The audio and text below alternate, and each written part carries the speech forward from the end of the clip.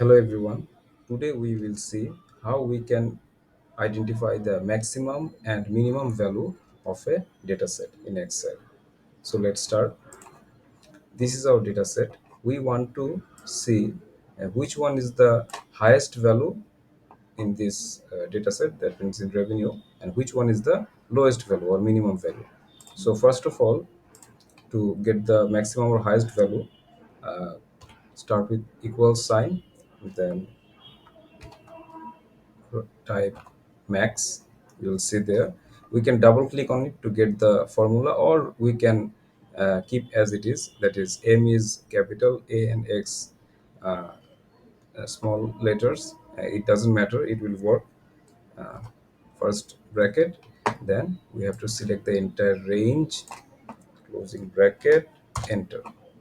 So we can see this is the highest value or maximum value in this data set. Now which one is the lowest?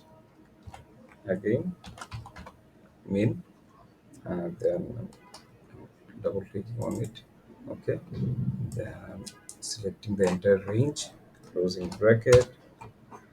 So this is the lowest value.